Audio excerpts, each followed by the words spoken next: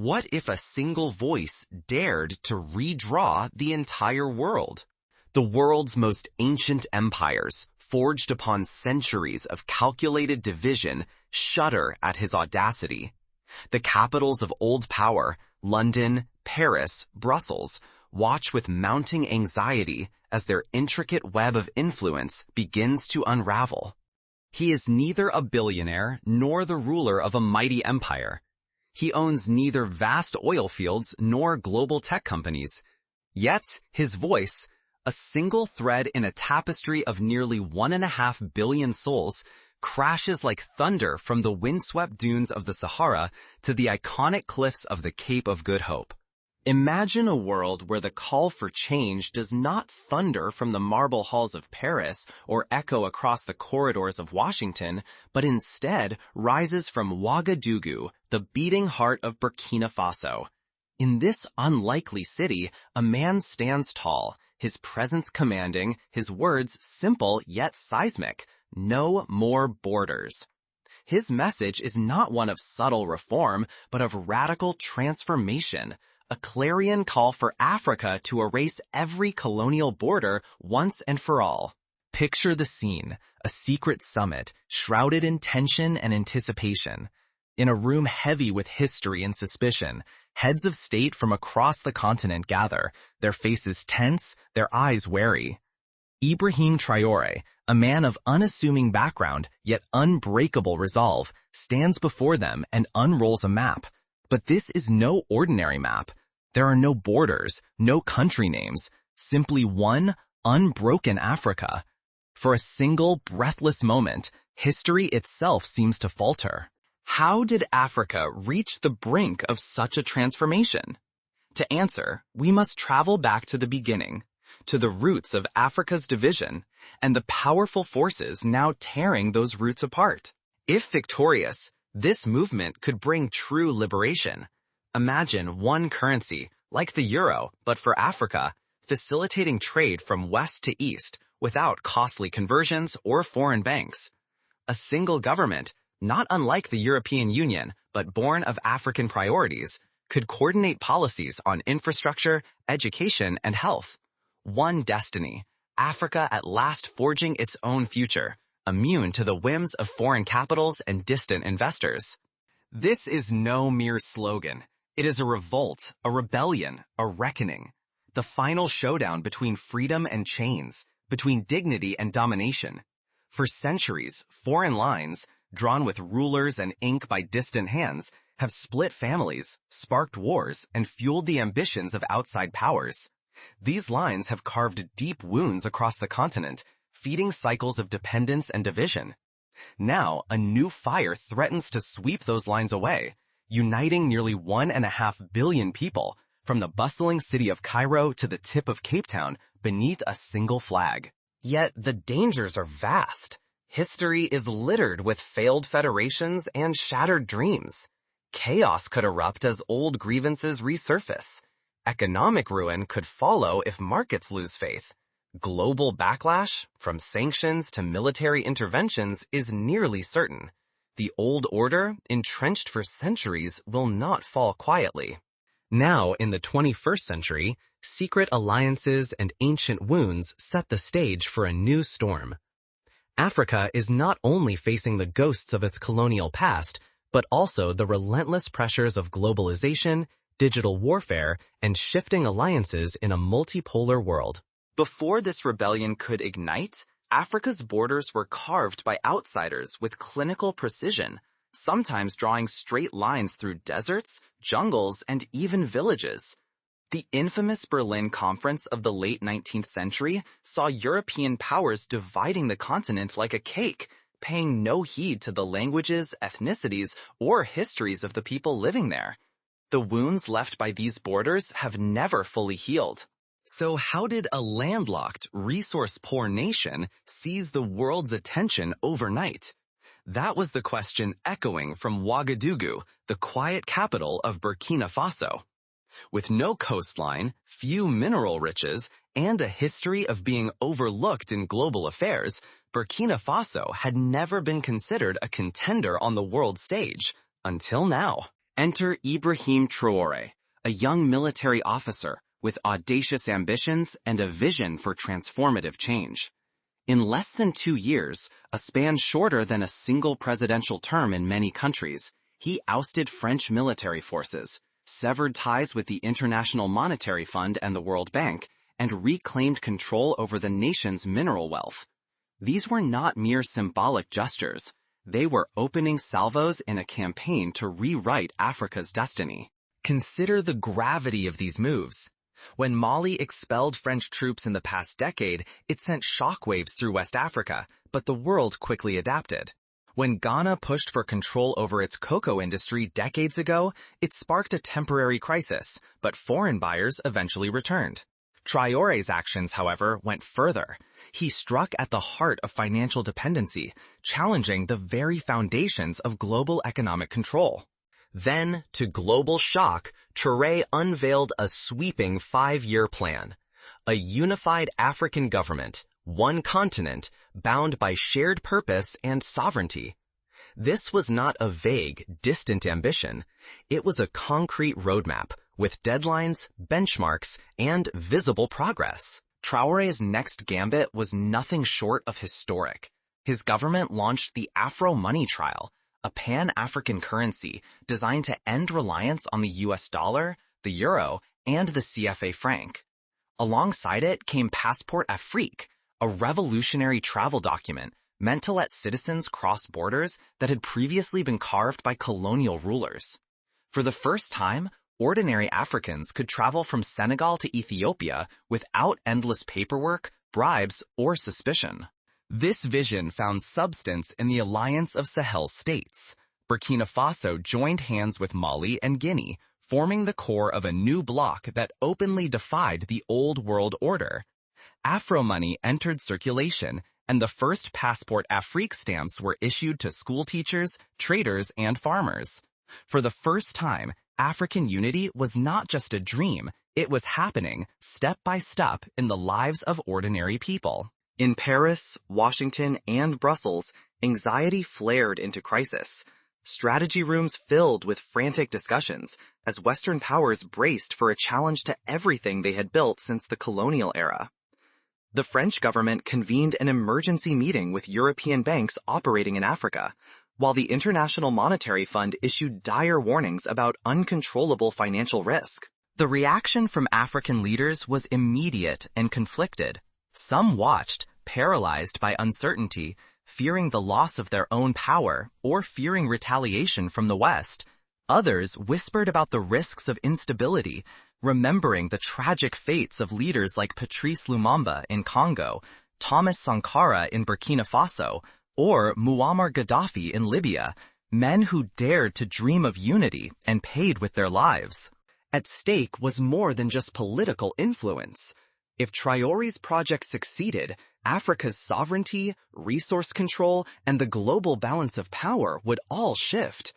The world's financial systems and the very meaning of freedom for hundreds of millions hung in the balance. Yet failure would mean a retreat into old dependencies, deepening wounds that had never healed.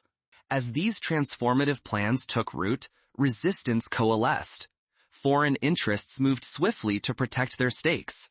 Old divisions within Africa sharpened anew. Some leaders saw hope, others only danger. The continent stood on a precipice, with revolution, sabotage, and hope colliding in a contest to decide its fate. But the world would soon learn that changing borders is not just about policy or maps. It is a battle for the soul of a continent. The first cracks of resistance were about to split the unity Traoré had so carefully forged. As freedom endure when the world's mightiest institutions close ranks against it, as the vision of a united, borderless Africa surges ahead, the true struggle begins. Not in open fields or bustling cities, but in hidden rooms where silent wars are waged and dreams are strangled before they can take flight. This is merely the opening salvo. A flood of disinformation follows. False headlines blare about famine and civil war. Social media bots, posing as African citizens, sow panic with rumors of economic collapse. Forged videos depict empty markets, staged riots, and fake government decrees. Every day, the border between truth and lies dissolves further, infecting not just boardrooms, but the very heart of city life. NATO, the International Monetary Fund, powerful European banks, and Western governments strike in unison. Across Africa, digital sabotage spreads like wildfire. Central banks are hacked, payment networks crippled by invisible malware, and confidential state secrets exposed in seconds. Foreign banks freeze every asset belonging to Afro-money nations. Contracts vanish overnight, leaving businesses and governments paralyzed. The International Monetary Fund severs all loans, shutting off the financial lifeblood African states have relied upon for decades. Economic warfare intensifies with each passing week. Sanctions suffocate exports and imports. Multinational companies withdraw without warning, laying off thousands of workers. The value of Afro-money is assaulted by coordinated trades, pushing the new currency to the edge of ruin. Leaders who once embraced unity now falter under pressure. Some warn that African sovereignty is at risk. Others fear that open borders will unleash crime, disorder, or terrorism. Within Africa, suspicion festers. Behind closed doors, doubts swirl. Is Traore genuinely building a new Africa, or is he constructing a new tyranny? Whispers of personal ambition echo through the halls of power. Rivals accuse him of seizing control, not forging unity.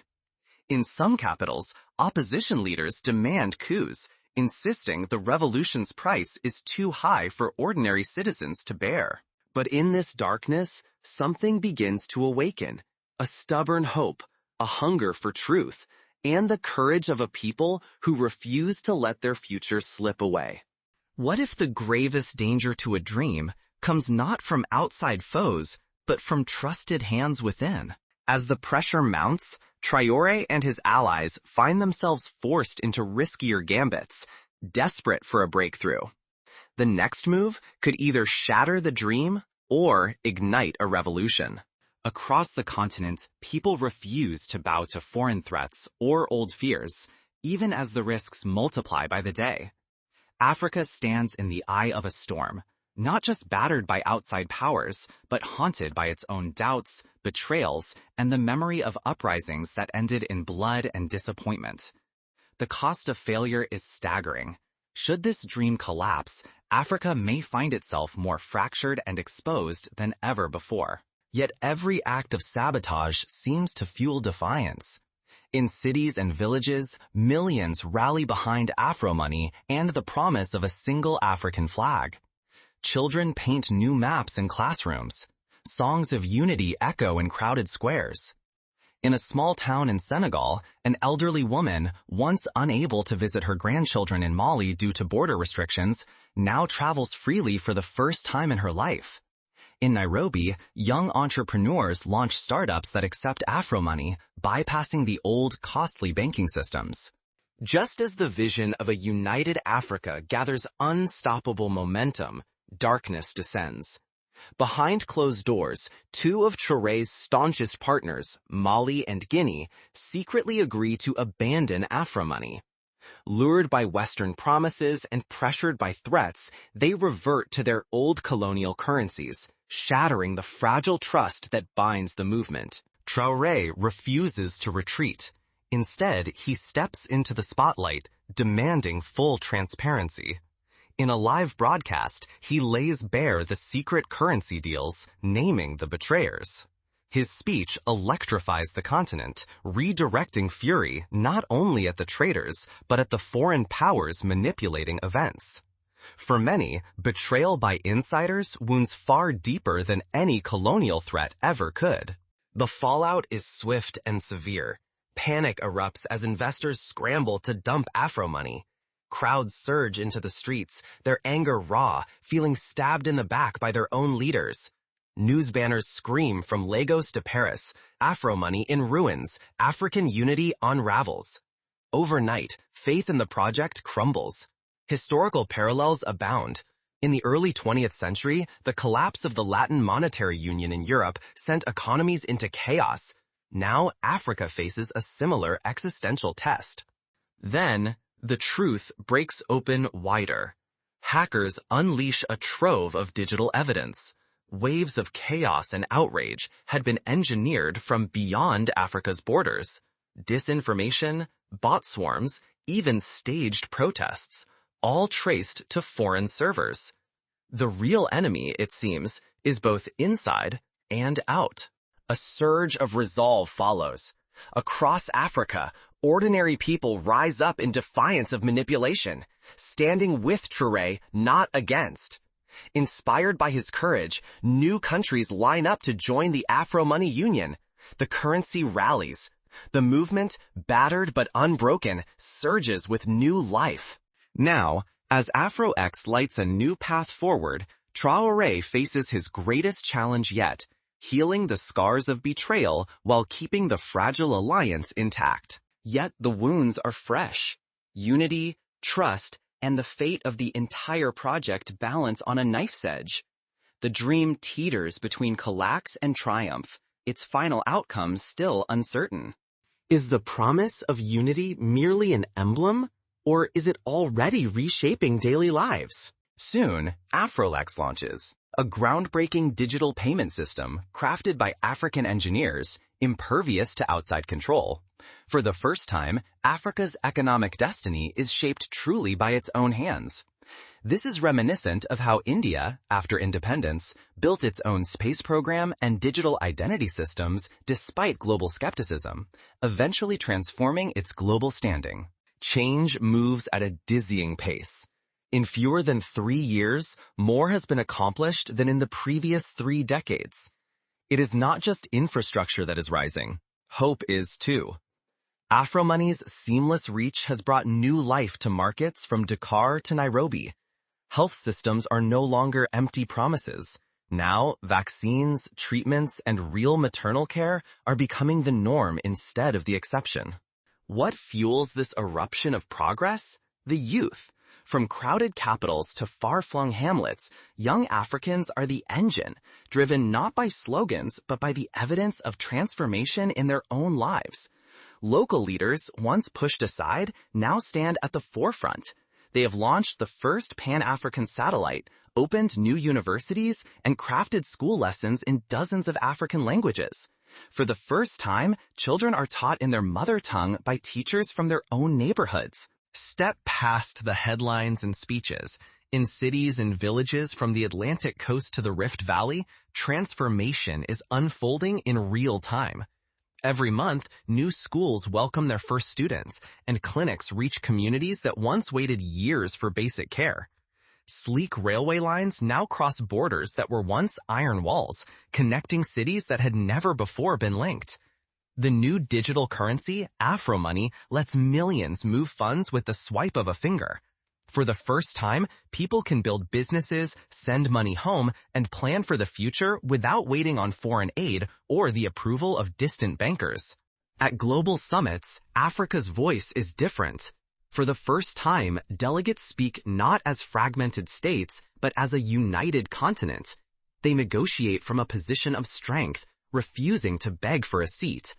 In recent months, the world has witnessed an Africa more self-assured and independent than at any time in living memory. An Africa that demands respect, not charity. But this movement goes beyond the young. A new wave of local leadership is determined to prove that Africa's future will not be dictated from abroad. Picture a mayor in Accra overseeing the construction of a high-speed rail link to Abidjan. A rural council in Tanzania using Afromoney to fund clean water systems. A parliamentarian in Addis Ababa tabling a bill for Pan-African health insurance. A contagious confidence is sweeping through parliaments, council chambers, and tech startups.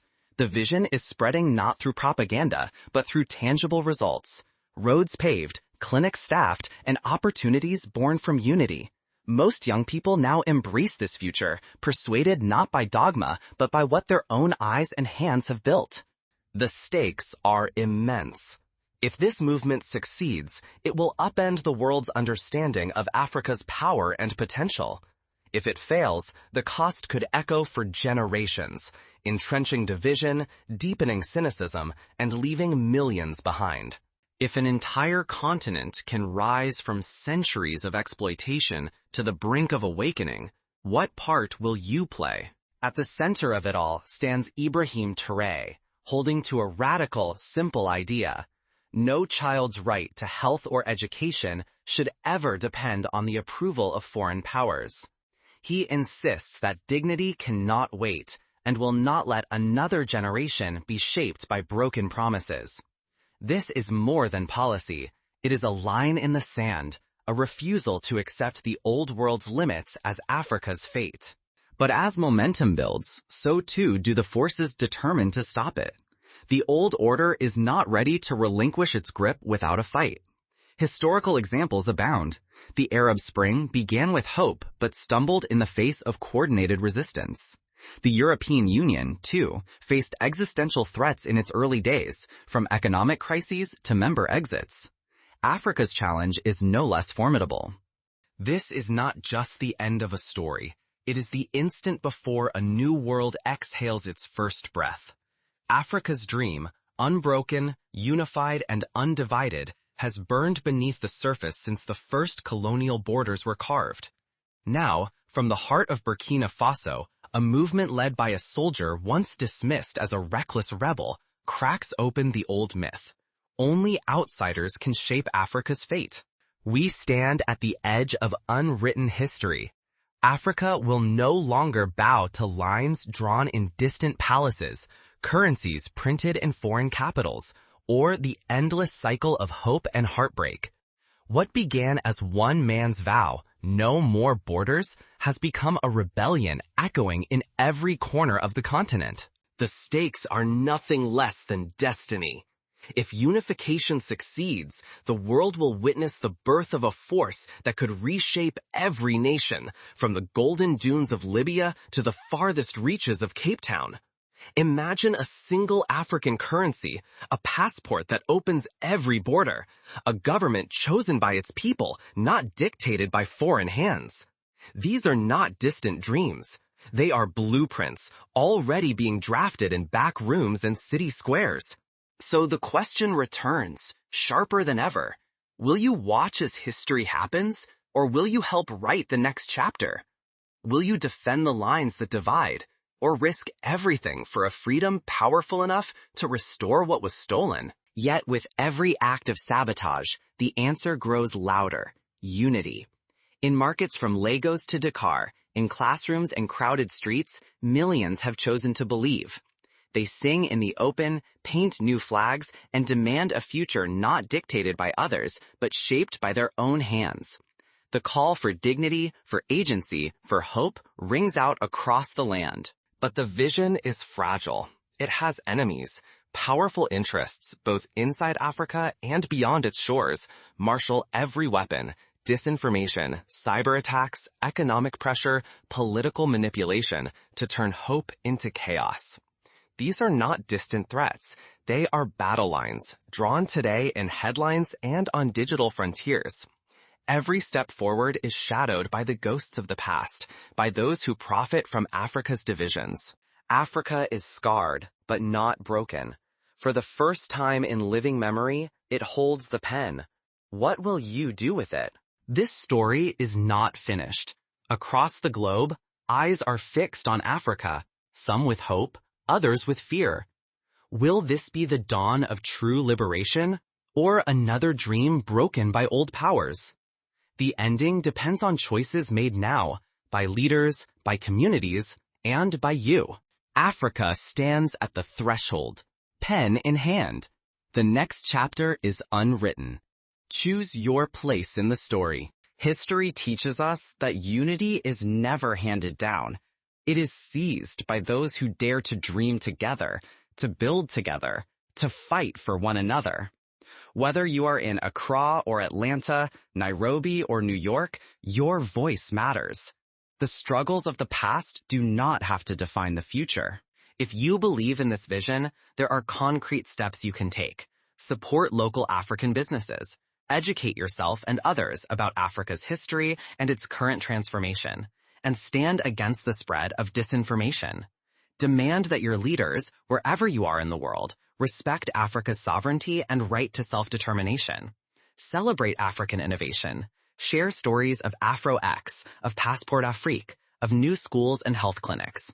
The more you amplify these successes, the harder it becomes for old powers to drag the continent back into the shadows.